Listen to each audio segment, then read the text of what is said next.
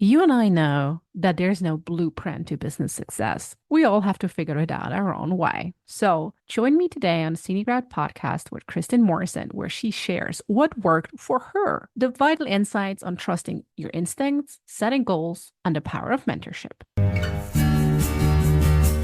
Hi, and welcome to the Scenic Route podcast, where we believe in embracing life's journey with purpose, curiosity, and a bit of puppy humor. I'm an uncool mom, and I'm always looking out for that perfect slice of gluten-free rhubarb pie. Every week, I get the joy of sitting down with dreamers and doers who dare to take the road less traveled in pursuit of their own magic. Together, we dive into the inspiring stories of soulful entrepreneurs and visionary leaders who boldly share their beliefs, lessons, and fuck-ups. Excited? So am I. You're exactly where you're meant to be. And now, let's take this conversation off the beaten track.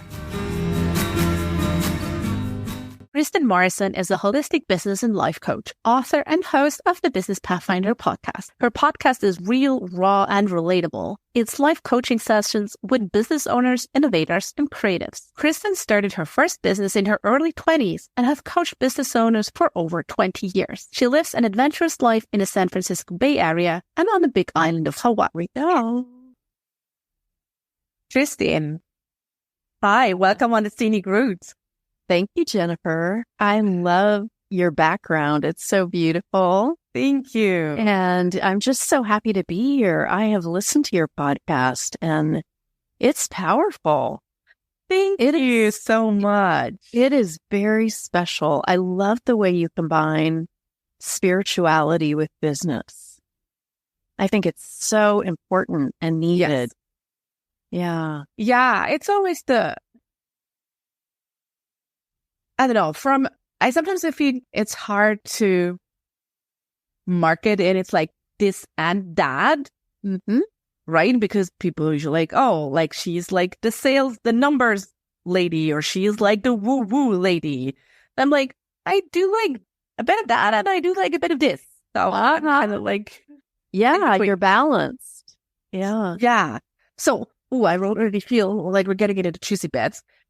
Before we do that, so anyone who's tuning in today, this is really, like, the Scenic Route is unscripted. We have a conversation like we would even if the mic would not be running.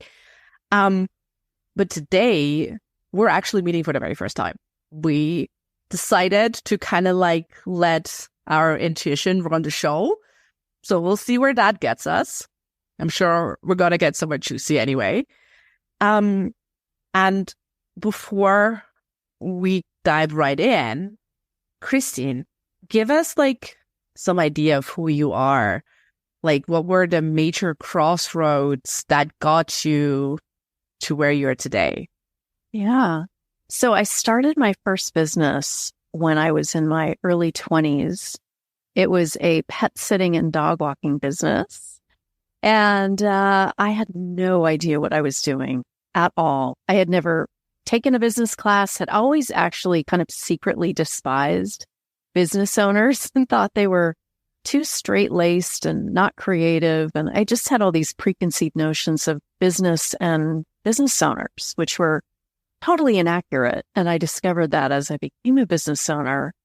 What I realized is that I needed to educate myself in order to create a successful business because, like I said, I had no idea how to get clients, how to keep clients, how to market my business, how to create profit in a way that actually worked for me and helped me work smarter rather than harder. And so I began enrolling myself in my own business course at night. I got books from the library. That's how long ago it was. And I remember those days. Yeah, there was no Amazon in those days. No ChatGPT to do your homework for. Exactly. Yep. No ebooks. It was just like, okay, I'm going to get, actual books from the library. And so I got a bunch of business books and began reading them and taking notes and began learning from these skilled business masters. And as a result, I was able to see my business begin to transform over and over. And one of the books that had a really big impact on me was the E-Myth. And it was about creating passive income. It was about really running your business in a way that could eventually run without you. And that was really revolutionary to me. And I also read hiring books that helped me hire really wonderful people. But in the beginning, I did not know what I was doing. And I hired pretty bad people who, had I kept them, would have caused my business to really suffer. But I was able to let them go pretty quickly. And then I had someone contact me about 5 years into my business. I had a website. I had somebody find my website, and she was a pet sitter in New York City. And I was in Northern California running my business. And she said, I don't know how I found your website, but you look like you're very successful. Would you be willing to coach me?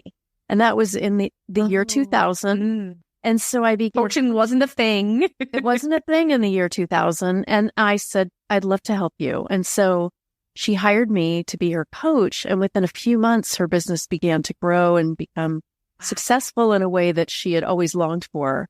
And her pet business community, the pet sitters and dog walkers she knew in New York City, noticed it. And they said, what is your secret sauce here? And she said, Kristin.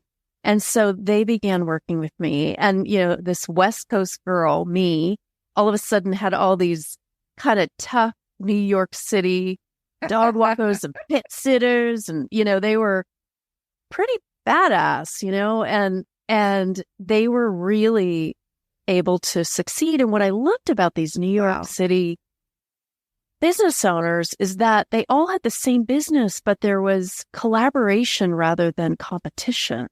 It was so heartwarming. I mean, the fact that she shared me with her pet business tribe said a lot. But then the fact that they told their friends, and gradually I had pet business owners from all over the country working with me, and eventually all over the world. So within 5 years, from 2000 to 2005, I had, hundreds of pet business owners that I was coaching all over the world. And they said, I would love for you to write a book. Would you be willing to write a book so that I can read you at 3 a.m. when I'm struggling in my business? And so I said, sure. And I wrote a book. And I actually wrote that book, 70% of that book, in 2 long weekends. I sequestered myself in my little cottage in front of my fireplace, sat on the floor with my back to my sofa, and began to write this book. Yep, it just downloaded from Spirit, like 70% of it. And then I hit writer's block after 2 weekends. And I just had a really hard time kind of filling in the missing pieces. And so I began working with a writing coach who helped me really figure out, what needed to be in there in order to create a really succinct, comprehensive book for pet business owners. And I've since written 6 books for pet business owners. Wow. Yeah. And 5 of them are audiobooks because a lot of people these days prefer listening rather than reading, which is such a great way to walk learn. your dog and listen Exactly. to your book. So that's a win. And podcasts are such a way for us to listen and learn too. And then, I listen to podcasts while I'm washing the dishes, and it makes it really fun, actually, instead of this drudgery. It's like, ooh, I get to listen to this new podcast. Yeah. So I just finished my newest book, which is going to be out early next year in 2024, which is for all types of business owners. And also what began happening with the pet business owners is they began either retiring from the pet business and starting another business that was unrelated to pets, or they told their family and friends about me, who then contacted me to help them in their various businesses. And so now it was a very organic branching out. It really was. And that's the way I've always run my business. And that's the part of business that I really love, is like listening deeply to the soul of the business and what the business wants and what I want, right? And a lot of times those are in alignment. It's like my soul lines up with the business soul, the soul of my business. And when those two are compatible, there's magic. Yeah. And it flows. There is synergy, and it's just effortless, easy, smooth, and delicious. Yeah. Yeah. I love that. And it ties in nicely with, like, I think what you said, like the one book that inspired you, like the E-Myth by Michael Gerber, of like how I think one of his main theses in the book is that you have to work on your business and not just in your business. Yes. And how so many of us, right? We start our businesses because we are good at something. We have a skill that we do incredibly well. Copywriting, taking pictures, designing websites, whatever. And then we're like, oh, okay, so I can do this as a business. And then you're like, oh, then you start getting a few clients, all is well. Then it comes like the valley of despair. And you're like, oh, this is not what I thought it would be. Exactly. And it's one thing to be able to have a passion or even a skill in whatever it is you're doing for your business, whether that be developing a product or service. Yes. It's another thing entirely to run a business. That is a whole other skill set. Yeah. Oh, God. That requires learning. And it can be trial and error. One way to fast track that. It is. Yeah. 99% try and error, right? It really is. Making mistakes. Don't have the crystal ball. No. Right. No. You don't know. Even the ones you look up to. Yeah. They failed a gazillion times. Mm-hmm. They just recovered quicker than maybe others. Mm-hmm. But they didn't know that this is going to work. That's right. And maybe they're still discovering, because something may work for a time. Oh, yeah. And then for whatever reason, could it be a recession? Yes. Could it be the market has shifted or changed? Could it be your clients have shifted and changed? Yeah. We're all growing and evolving, hopefully. Yeah. And if you're not, not so sure at that. All do, but let's go with that. Yeah. Well, I should say, there's a part of, I think, each and every one of us that would like to evolve and grow. Yeah. Whether we do that or not is up to us. Yeah. Right? Like whether we heed the call of evolution and growth. Yeah. And like, if we hear it, that's kind of like the pre-step. And then if we trust it, is another ballgame. Very true. Right? Because I feel so many people do. If you're not like completely disconnected, mind, body, whatever, you have this nudge to something like, oh, this would be really, really cool to do that. X, Y, Z, whatever it is. I mean, everyone has that. And especially creatives that I usually work with, they all have this like, this would be so cool if we could do that. And it's really the thing of like, okay, you hear it, it's there. Are you gonna go act on it? Mm-hmm. Not saying you have to like jump ship, abandon everything and act on it. But how can you maybe get like a nudge closer to even see if that's what it is? You don't know, right? Like, yeah, maybe. Well, one thing I'm trying to think how it has been for me, because I often get messages. Some of them are in the form of my clients asking for something, and I kind of tune in. Is that right? Okay, here I go moving forward.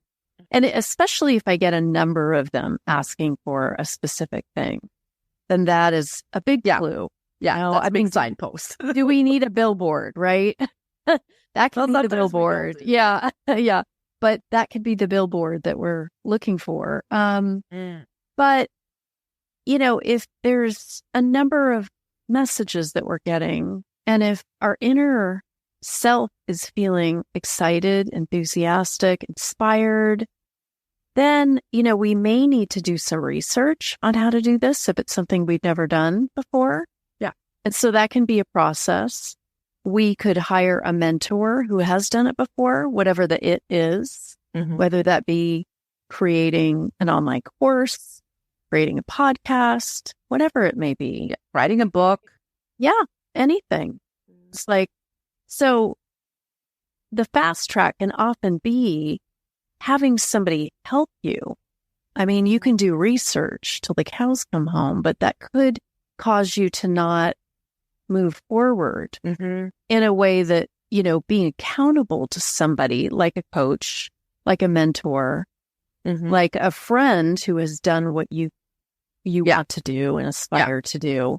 So And accountability, I think, is a big piece of it. And breaking it down to small pieces rather than looking at the whole pie. And often when we look at the whole pie of what we need to do, it's overwhelm sets in, but it's really what's the first micro step you can take to create what you want to create. And that can sometimes free up the energy to move forward even more. Yeah. By creating like those mini bins. They're not mini, but like in a sense, breaking it down. Right. I mean, I often get that I have this super sexy thing of doing rebrands with my clients and guiding them through them. Yeah. And no one is per se super relaxed and excited when I think of rebranding. They're like, it's a lot of work. It is a lot.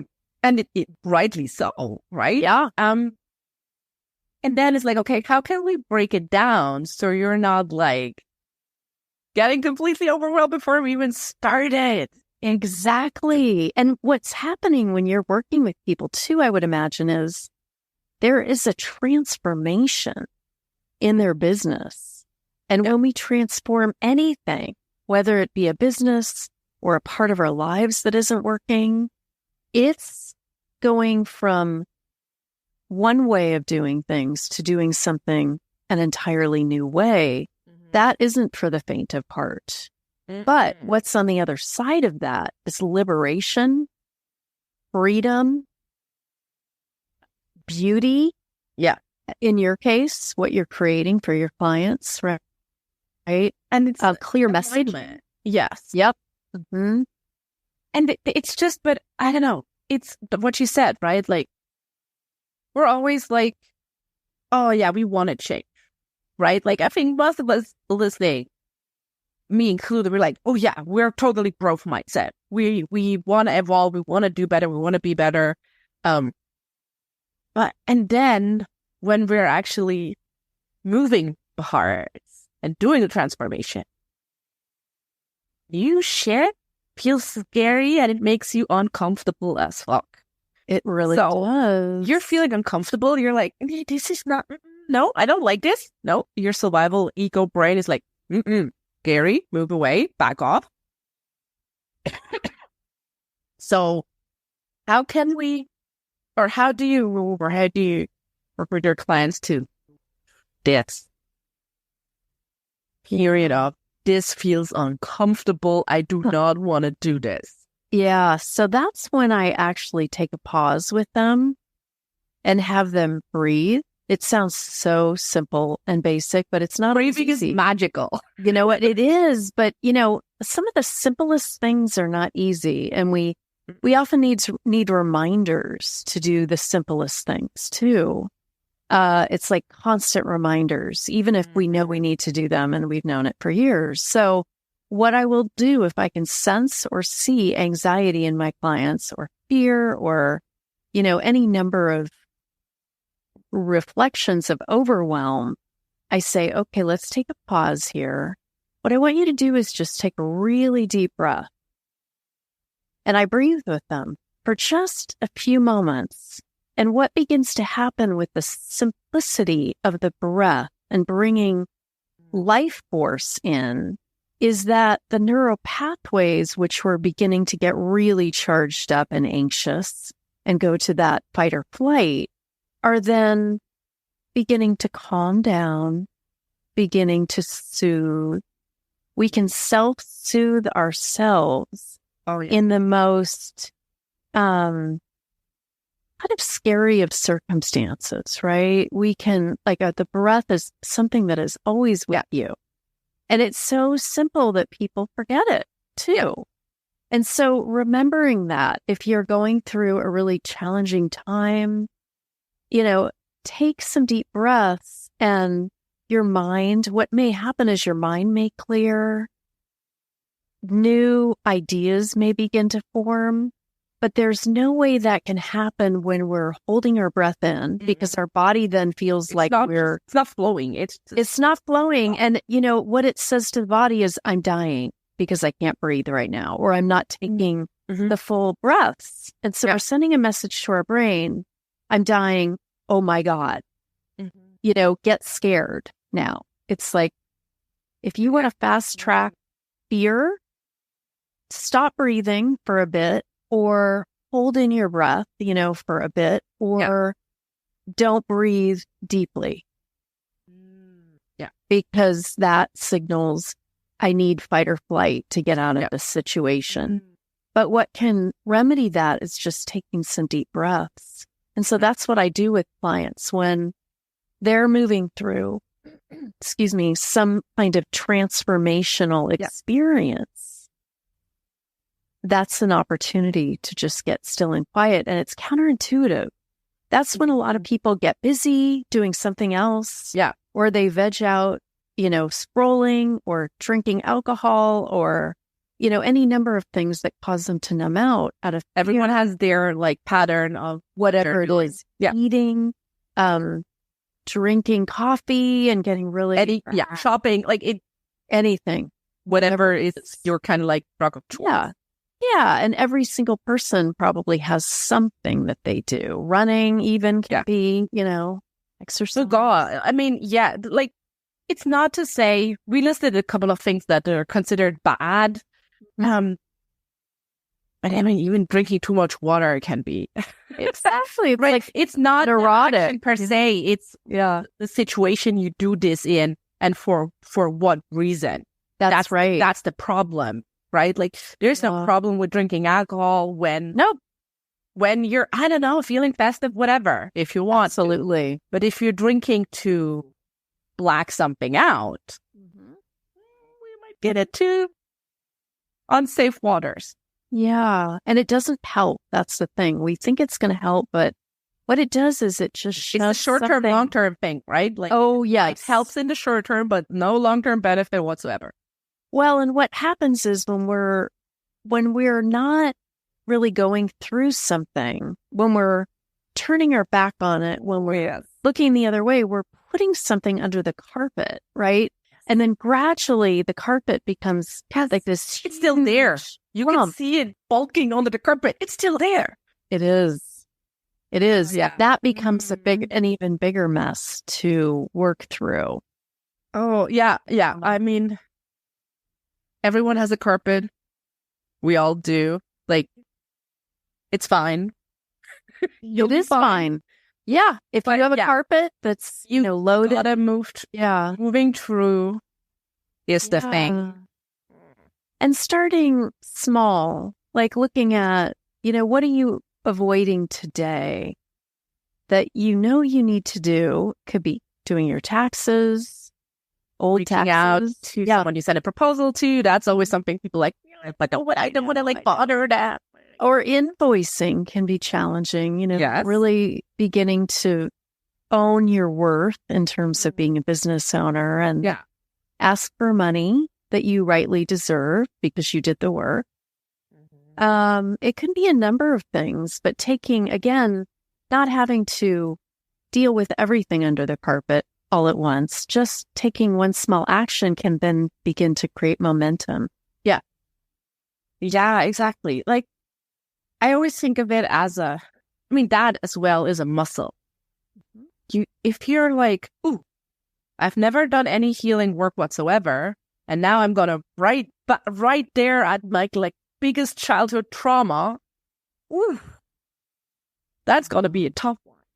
Yes. So I really like take a peek under the carpet, and if you see something minorish that you feel you can take on today. Start with that. Exactly. Yeah. And it'll give you confidence too, to be able to work with the bigger things. Yeah. Bigger issues. Yeah. And again, we go back to trust, right? Like that you learned and you can trust yourself to deal with shit. Yeah. A big way that I learned how to do that, I've thought a lot about this lately in particular, is doing morning pages. So the Artist's Way, Julia Cameron, I've been doing morning pages for 25 years now. Wow. And I have many, many huge crates of journals from. Have you all kept them? Like, do you still have I them? have. And I don't such a treasure. It is. And I've also had a thought of like, oh my God, I don't want anyone to be able to see these like when I'm gone. So I don't know exactly what I'll do. I may have a big bonfire someday with them. I don't know.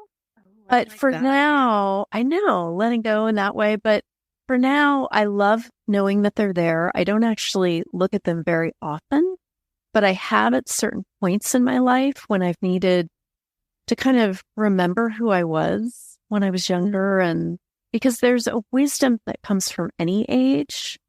A lot of people talk about millennials, they don't have a hard work ethic or whatever, preconceived notions about, and that's ageism of another kind, right? We think often about ageism with really having beliefs about people that are older, like negative beliefs, but it can be about people that are younger too. And when I have read my journals from when I was in my 20s, I feel such a fondness for that me that was pretty wise beyond my years. And a lot of people, I would imagine, that listen to this podcast in particular can relate to that. Because if you're on a spiritual journey, that didn't come lightly. Sometimes that call comes from a response to trauma in our childhood, having to deal with really difficult things that arose when we were kids that we had no control over. And also what I've found is, since I work with so many business owners, is a number of them have also had childhood trauma, and running a successful business has been a way to kind of alleviate their fears, like being in control of their destiny, being self-employed rather than working for someone. Having autonomy is often a response to childhood trauma, not wanting to depend on anyone else, right? Yeah, I know that one. Oh, I do too. That's a good one. Yeah. Yeah. And so really, I've been able to really look at who I was from the perspective of my journals, and being able to read what I wrote in those days and really feeling like, wow, that person that was much younger is very much still a part of me. And that's beautiful. And so kind of reclaiming, it's an ability to reclaim all parts of ourselves, right? Yes. And it's like, I just like the other day, really, I started kind of like going through whenever I have an idea, I put it on Google Notes, and then out of these ideas, like become clusters, and those clusters turned into blog posts or something. Wow. And I had like this thing of like, you have to, it boils down to the question of who are you before others told you who you are, right? And especially as business owners in the online business world, when we start, we look up to these mentors or gurus, whatever, and looking at them as they got all the answers because they found a way that works for them. And also sometimes because they market it the way that they have to, they're the only ones who have the answers. But that's another.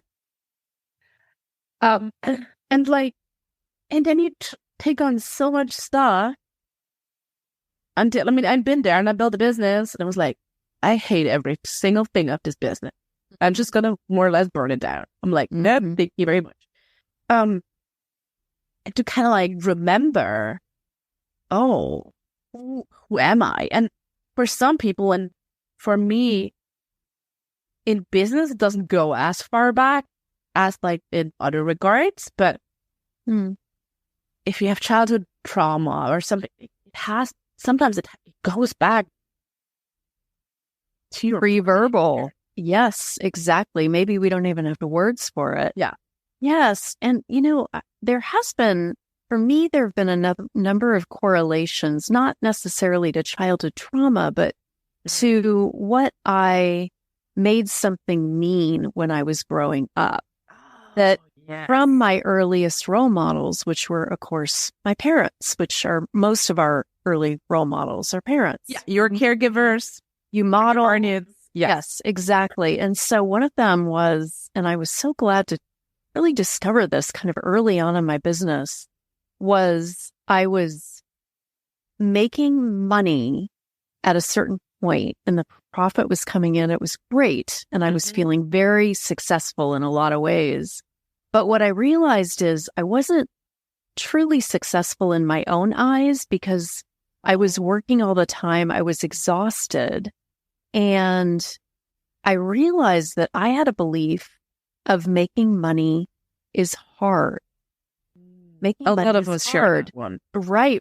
And so I thought, well, that doesn't feel like me, actually, who I am. Is that really one of my beliefs, or was it one that I picked up in my childhood? And I began to kind of unravel that belief to the root of where it originated. And what I discovered was, wow, my dad was a fantastic provider for us financially. And he didn't like his job. He worked for his father, who was a pretty tough guy and very much an entrepreneur, my grandfather, but not a very nice man, I would imagine, to work for. Very perfectionistic. And so my way or the highway. Pretty much. Yeah. And my dad worked for him for many, many years, and he would come home exhausted. And then he would, I think, probably to deal with his, feelings about his work, perhaps, he would do house projects when he got home, even though he was so tired. And then the only time I really saw him still was when he was taking a nap, just out of sheer and utter exhaustion. Yeah. And so I realized, wow, I think through seeing my dad just exhausted, unhappy with work, making money, he made money. He did really well. So we had your child brain tied, exhausting and money together. Yeah, making money is hard. And then, so what I did is, for the me that is now, like, oftentimes we just buy into beliefs. We don't even know where they came from. And you don't They're so old, we hardly so old. Yeah. But there's power in actually pulling out that carrot in the ground that's knotted by the roots. Yeah, get it by the roots, get it out. Because sometimes if you don't get it out by the roots, like weeds, they grow back, right? Yeah, or ticks. The head stays in. I know. And that's disgusting. I'm coming up with ticks. That's the thing, right? Head in. It's true. Yeah. And so it's important to get, whatever the it is out by the root so that you can then begin to examine it from all sides. Yeah. And curiosity. And see that it's something outside of yourself, too. Here's this naughty old hairy belief, this hairy carrot that's been in the ground for 25 years, And like, what is it? This isn't you. This is something that kind of grew within your spirit, but you can pull it out and then begin to work with it. And so I began to see, okay, where in my life has making money been easy? Because if you just say, oh, making money is easy and create an affirmation, that doesn't. Your brain is going to be like, bullshit. Your brain is smart. So your brain is like, honey, I don't believe that, And so, but what you can do is you can begin to kind of convince your brain, well, here's where it happened for me. Even if you find only 2 or 3 ways of making money is easy in your past, then you can begin to convince your brain, and then you can begin to be in alignment. And slowly start to choose to say something maybe along the lines of, I know you think it's hard, but I choose to believe. Yes. It also gets to be easy. That's right.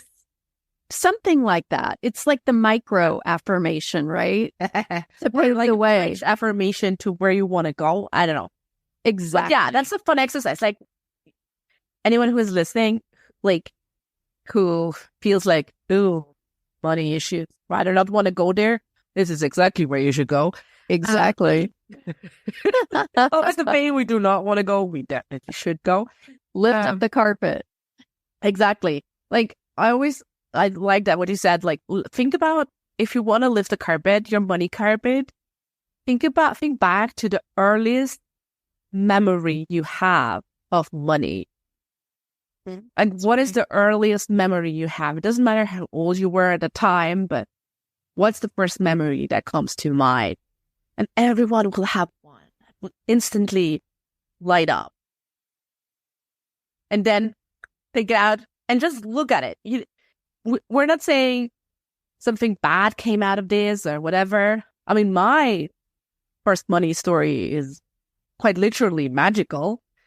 But you just have to kind of look at it and just be curious and be like, oh, what happened? And how did my brain make a connection? And how did it maybe support me or not support me in my journey? Yeah. And what did my earliest role models, what was their relationship to money? And what might have I made that mean as a result of witnessing them with money or work or running a business? What did I make it mean? Yes. And what, is that belief serving me today? And if not, how can I begin to shift and change that so that I can then transform my beliefs about money to create a new story, a new reality? Yeah. Oh, I love this. Yeah, this is so powerful. To really be like, hey, but here's always like, I think so far, everyone listening is like nodding along and agreeing, totally fine. Yeah, with you. In theory, all good. There comes the point where you do this, when you do this work. And I'm sure you're like, yup. You gotta be careful. There will be a point where most people will have the tendency to kind of like crap on their past self. Can you give me an example of that? What you think? Let's stick with money.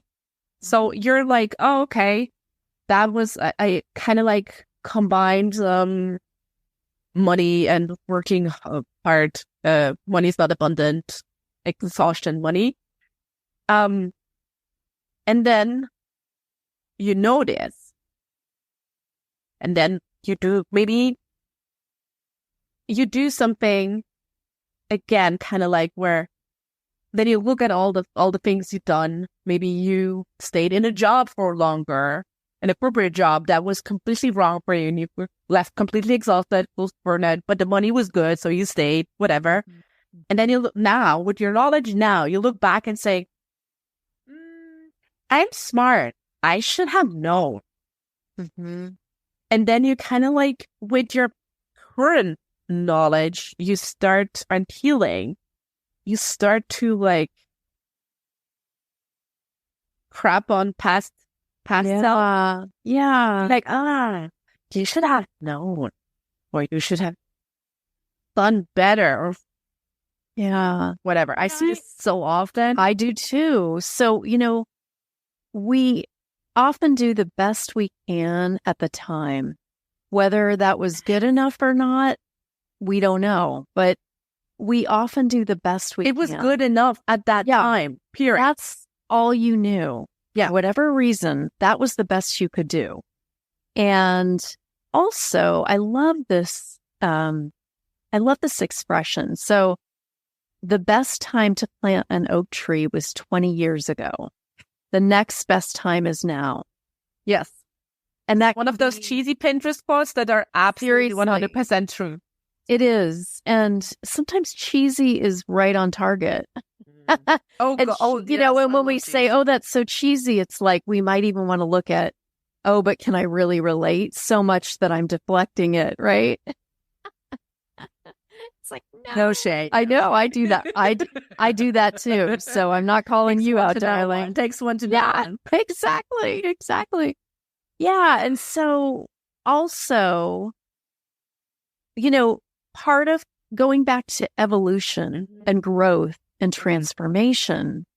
So all of those require being in one state and moving to an entirely different state. Yes. That rarely, if ever, happens overnight. I mean, occasionally there will be people who have, like Byron Katie, I'm thinking of a wonderful Good for them. teacher. Yeah. Yeah.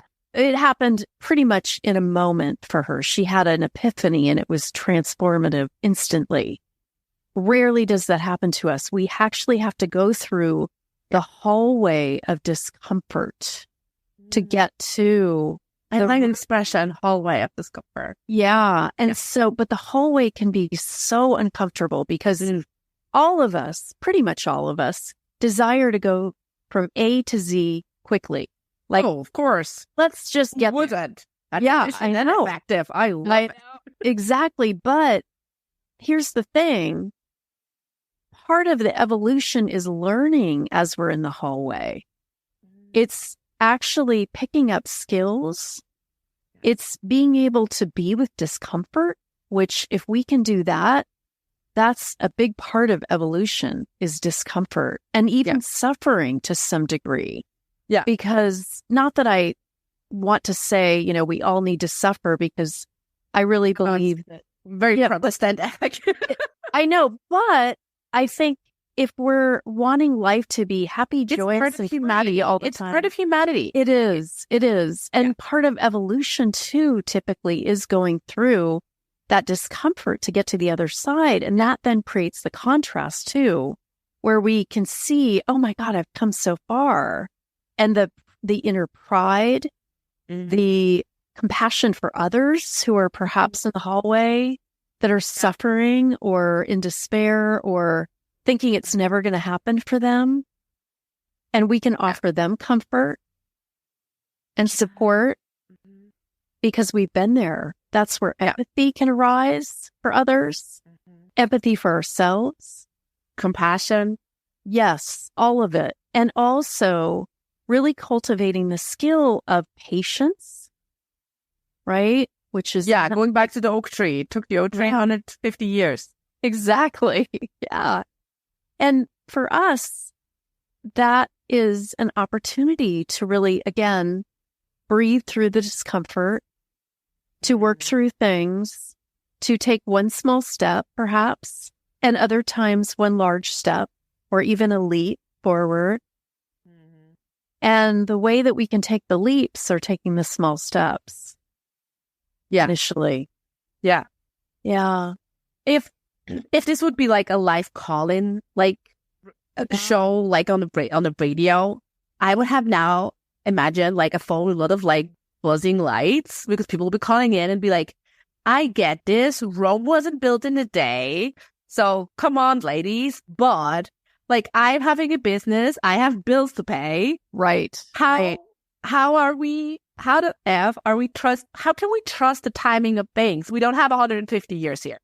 Well, it isn't sitting back on our laurels, right? It's not like sitting on the sofa, hanging out watching Netflix. It is taking income producing activities each day. If you are struggling with money, I want to know what you're doing with your money, with your current money now.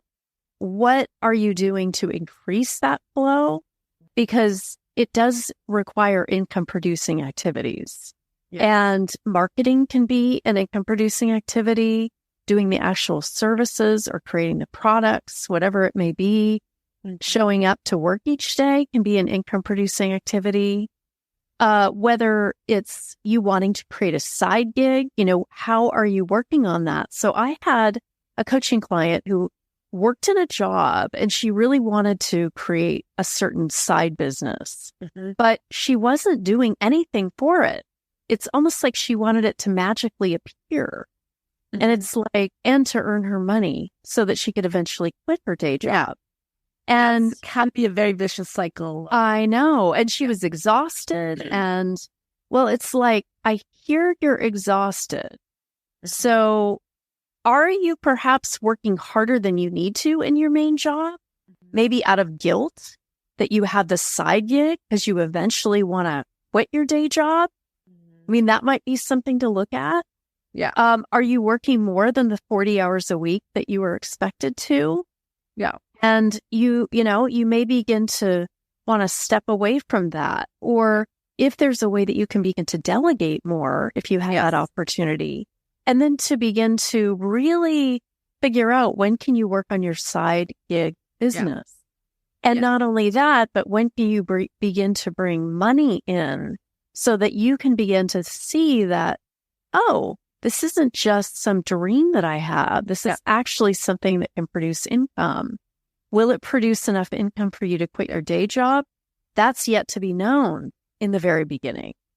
But you won't know unless you try. And if you have a business that's struggling, what are you doing that are income producing activities, and to really make a list of everything? What you could do is set a timer for 20 minutes and just write down, what are all the income producing activities I could do? Not today, perhaps, but in this next week or month, and just brainstorm. Or if you have a really creative friend who comes up with good ideas, have a Zoom call and you both can set the timer and he or she can help brainstorm. Yeah. Yeah. That reminds me, I have to share this because it's also quite funny and I think it's quite a good hack. Right. I was like, the Money Inc. I remember like way back when it's like, that's money income generating activity. I know. Yeah. So I make that list, and then I got an app. It's called Pick Me. Oh. It's kind of like one of those fortune wheels. Oh, cool. And I put every one of those activities, I put it on my wheel of fortune. And then I just spin it. And whatever it landed on, that was the activity I had to do for today. Wow. What activity did it pick today? Let's see.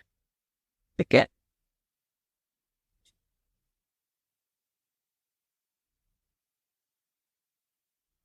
Reach out to a past client. Ah, that's a good one. Yeah. That's something we always could do more, right? We don't have great new clients. We can nurture our old clients and just be like, hey, you remember we did that, I don't know, brand audit 12 months ago. How are you doing? How are you moving up? Yeah, and not going into it with the intention of perhaps even getting business, but just to connect. Yes, and and you already have a connection. Like, ideally, you're not like haven't been in touch for like 12 months. You regularly be in touch. Yeah. But again, right? Like, just reaching out and be like, hey, again, connection first, and then be like, hey,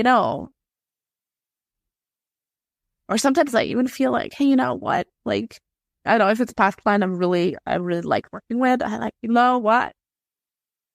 Here's like my link, my Calendly for like, 30 minute meeting, whatever. Like, pick one, just like, I don't know, let's have a coffee chat, or if you have like something particular you're working on, like, bring it to the table. It's yours.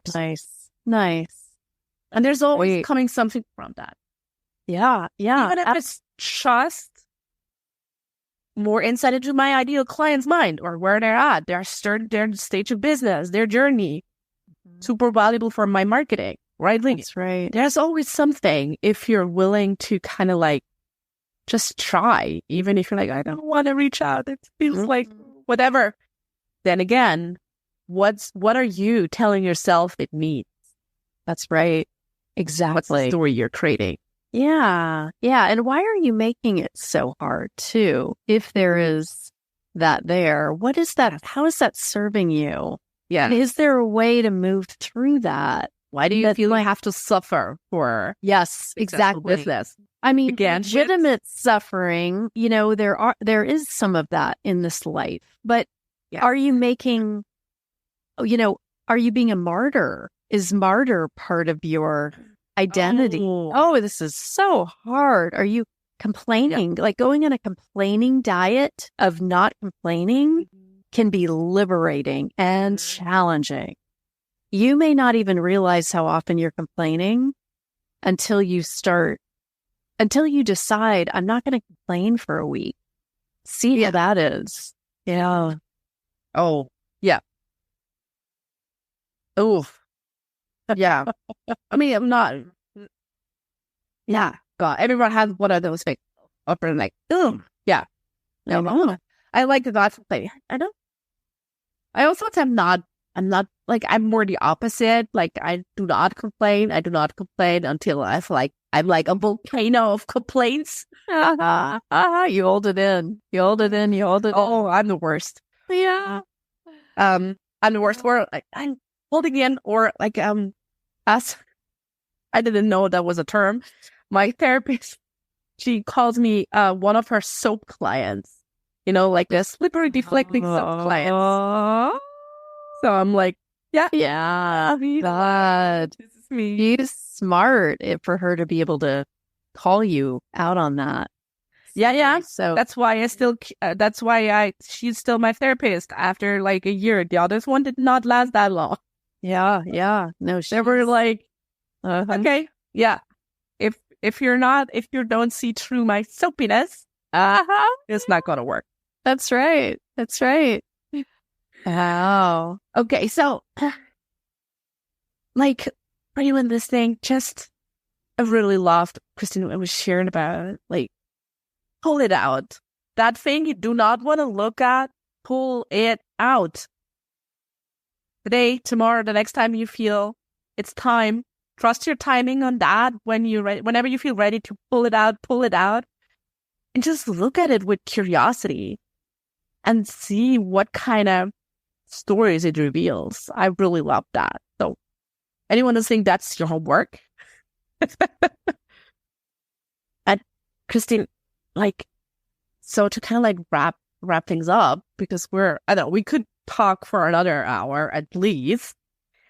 Let us know where people can find you online. If they want to know more about you, want to hear more from you, where can they do that? Yeah, so you can go to my website, which is KristinMorrison.com, and it's Kristin. People always want to put that E in Kristin, but just think I have two I's like you do. And so it's Kristin Morrison, 2Rs.com. And then I have a podcast, which is Business Pathfinder. It is coaching sessions that have been recorded by my very brave clients, agreed to be coached on the podcast. Some of them I'd never worked with before. Actually, wow, I'd never worked with. Yeah, and that is a deep dive into the unknown for sure. Mm-hmm. Oftentimes, I don't even know what they're bringing to me in their session, and so we're both grabbing each other's hands and just jumping off the cliff and seeing where we end up. And it's magical, actually, where we end up, both from their vulnerability and willingness to open up and share. Mm-hmm. And because I've been coaching people for over 20 years, it's relatively easy for me to really hear what they're not saying as well as what they are, and to help guide them into where they might need to go for their next step in their evolution, both as a business owner and as a human being. So the Business Pathfinder, it can be found on any podcast app. It's also on my website if you go to my website. And I have webinars and workshops that I do monthly. So that's something that I do. And I'm also a business and life coach. So, yeah. And you also brought something with us that people can download if they're like, we haven't talked about goal setting per se during this podcast, but I'm sure, like, tell us some about it. Yeah. So it's for those of you who are interested in creating your best year yet. And that's something that I've been consciously creating for the past almost 10 years now.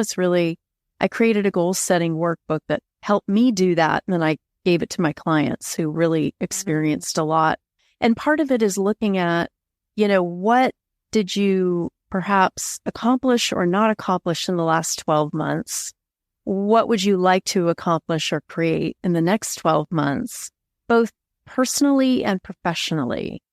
And what might you be doing now to hold you back from that? What steps could you take to create these accomplishments that you'd like to achieve? Again, both personally and professionally, because who we are is, what we bring to all of our facets of our lives, right? Yes. And so that is the workbook that they can find on my homepage of my website. So if you scroll down, you'll be able to find out more and click on that and download it. And it's just a lot of business owners and just people in general have used that with great success. And you don't have to do it in January. A lot of people have this misconception about goal setting. Yes, you're welcome. Goal setting in January. Yeah, but really you can do it at any point. I mean, we can change at any point in our lives. So why can't we set goals at any point in our life? So I really encourage you to start now. And writing your goals and your desires down is a great way to begin to achieve that. It's really, when we're entering an address into our GPS, we are beginning to move toward that destination. It's the same with goals. So writing them down is like entering the address and the GPS. That's the beginning step to getting to where you want to go. Oh, I love that. This is the perfect way to end the scenic route. We all got to need a compass here, even if we're on the scenic route. Kristin, thank you so much for being with me on the scenic route. Thank you, Jenna.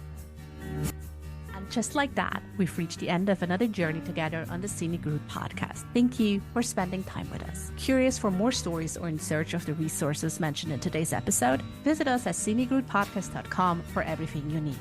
And if you're ready to embrace your scenic route, I've got something special for you. Step off the beaten path with my Scenic Route affirmation card deck. It's crafted for those moments when you're seeking courage, yearning to trust your inner voice, and eager to carve out a path authentically, unmistakably yours. Pick your Scenic Route affirmation today and let it support you. Excited about where your journey might lead? I certainly am. Remember, the Scenic Route is not just about the destination, but the experiences, learnings, and joy we discover along the way. Thank you for being here, and I look forward to seeing you on the Scenic Route again.